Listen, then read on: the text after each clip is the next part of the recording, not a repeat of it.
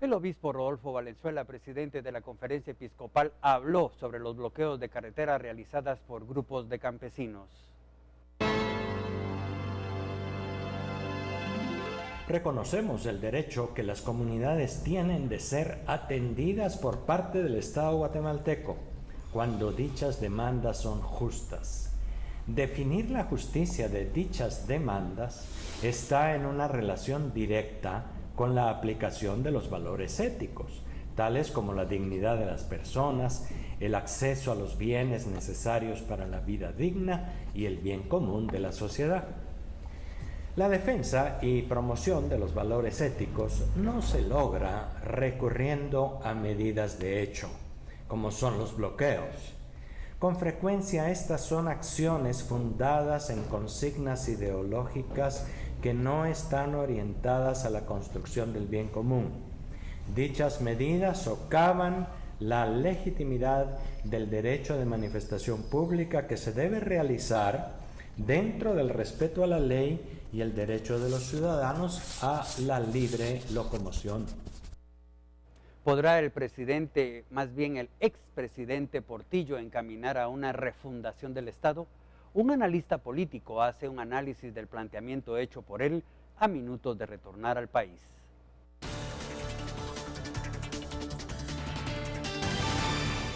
No deberíamos de quejarnos tanto del país que tenemos, cuanto pensar lo que hemos contribuido para que el país esté como está. Y yo hago un mea culpa. Yo soy también responsable, en parte.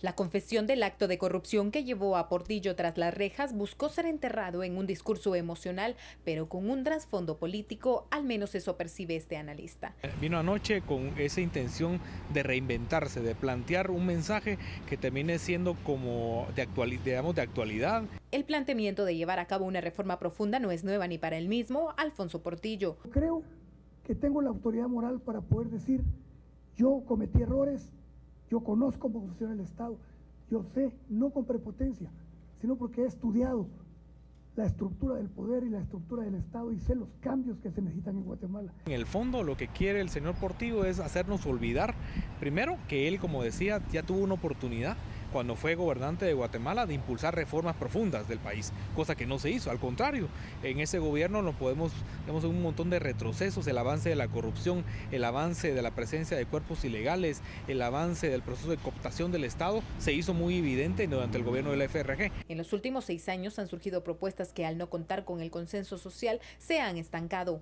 Crear un frente democrático integrado por distintas fuerzas, que fuera muy plural, muy democrático, de intelectuales que hay en el país, de muchos que no quieren meterse a política, de muchos empresarios, de muchos maestros, de muchos políticos que están retirados, y decirles, sentémonos para ver si presentamos una alternativa al país.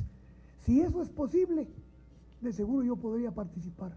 Pero ¿será capaz el exmandatario de propiciar una alianza para refundar el Estado entre los diferentes sectores? Que es un planteamiento, además de en términos muy profundos, muy amplios, que implica un trabajo, digamos, de articulación, de juego de intereses, que uno tendría las dudas hoy hasta dónde Portillo tendría la capacidad, la cintura y el conjunto de actores que puedan ayudar a tejer ese nuevo rompecabezas. Portillo refrenda la legitimidad para impulsar la propuesta para atraer a los sectores antirreforma constitucional. Que este caudal de simpatía y apoyo que yo tengo pueda servir para llegar a un acuerdo para hacer las reformas que el país necesita.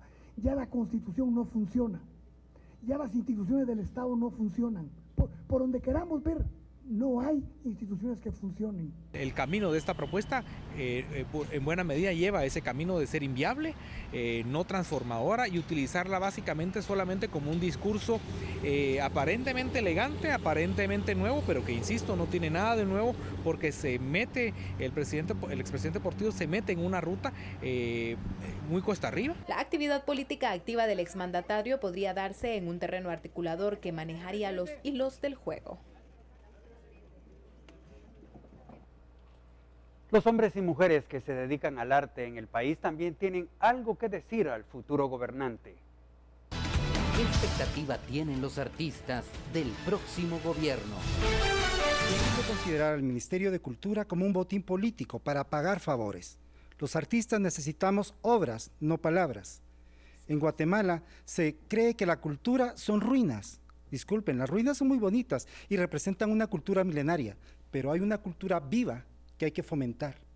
Hay que crear generaciones amantes del arte, sabiendo que el teatro, las artes en sí, son un puente de comunicación generacional y aún de ideas políticas. En países con un poco más de desarrollo, se utiliza las artes escénicas para servir como un puente de comunicación, y más aún en una sociedad que ha venido como la nuestra resquebrajada por conflictos políticos. El artista, ahí tenemos una gran brecha que podemos llenar, siempre y cuando las políticas culturales gubernamentales nos lo permitan. Diversas organizaciones preparan actividades para conmemorar el Día Internacional de la Mujer el 8 de marzo. Esto y más en las 5 importantes de la semana.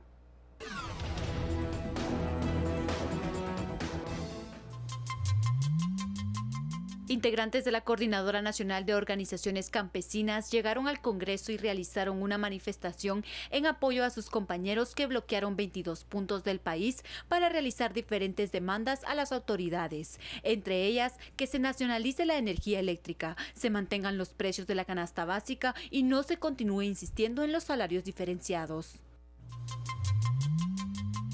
La Cámara de Comercio reportó que los diversos bloqueos de lunes generaron pérdidas millonarias, por lo que presentaron un amparo ante la Corte de Constitucionalidad contra el presidente Otto Pérez Molina, el ministro de Gobernación Mauricio López Bonilla y el director de la Policía Nacional Civil Telemaco Pérez, debido a que considera que las autoridades no garantizan los derechos constitucionales de la libertad de locomoción, protección de la persona, libertad de industria, comercio y trabajo. Diversas organizaciones preparan actividades para conmemorar el Día Internacional de la Mujer el próximo 8 de marzo. En su análisis de las políticas de gobierno, indican que tuvo un retroceso. Además, que en los últimos años aumenta el número de niñas y jóvenes embarazadas, y es que la información y la educación sexual es escasa. No se facilita a las niñas cómo identificar y denunciar la violencia sexual, ni cómo identificar el embarazo y cómo evitarlo. La Corte Interamericana de Derechos Humanos detectó 800 ataques en contra de defensores de derechos humanos en Guatemala. De ellos, 7 han sido asesinados. Los índices van en aumento y por ello una comisión internacional está de visita en el país.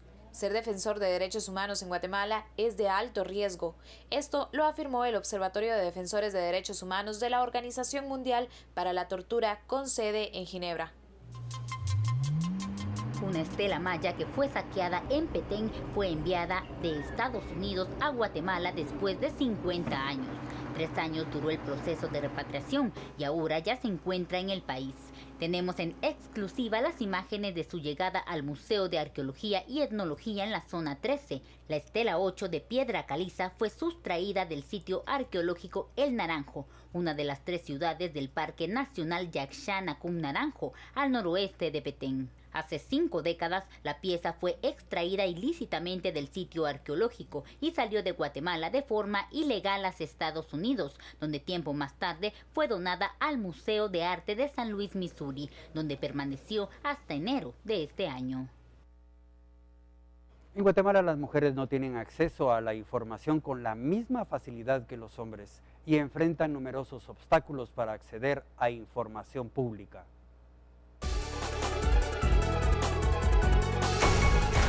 El estudio realizado por el Centro Carter y Acción Ciudadana llamado Las mujeres y el derecho de acceso a la información en Guatemala destaca que aunque es más probable que un funcionario público afirme que las mujeres sí acceden a la información con la misma facilidad que los hombres, los datos provenientes de la observación y retroalimentación de las reuniones de validación del estudio demuestran que las mujeres experimentan dificultades o demoras con más frecuencia que los hombres. Agrega que cierta cantidad de funcionarios públicos y expertos hombres indican que las mujeres no tienen ni el interés ni la necesidad de acceder a la información pública.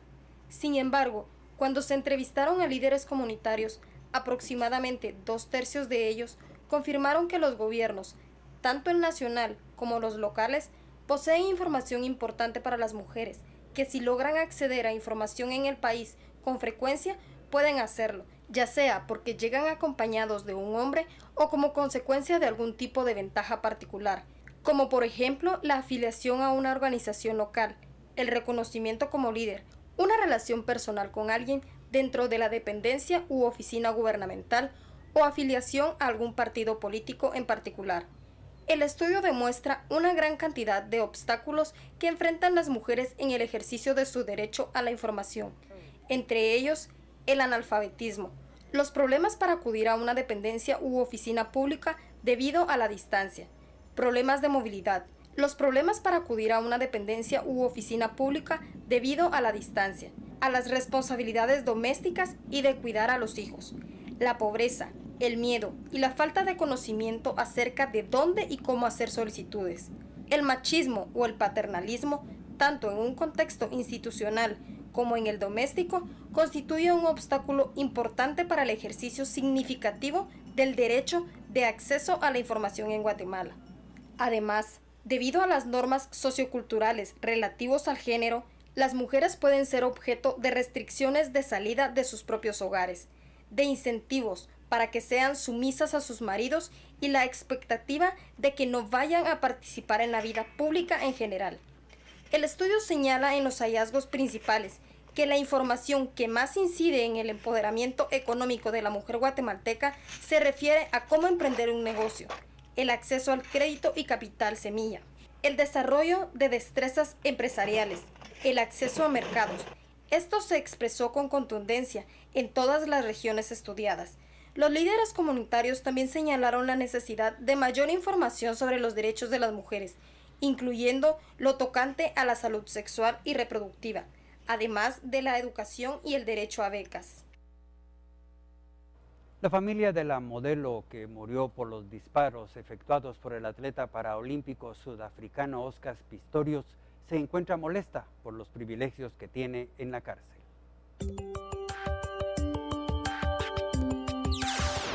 Pistorius fue reevaluado como preso de categoría A y podrá recibir más visitas, podrá tener contacto físico y no como hasta ahora con un grueso cristal por medio, llevar cadenas o anillos, tener una radio en el interior de su celda, hacer 24 llamadas telefónicas al año y gastar más dinero en el economato gracias a un aumento de su asignación mensual. La familia de la novia de Pistorius no tardó en expresar su malestar por esta mejora de las condiciones carcelarias del atleta.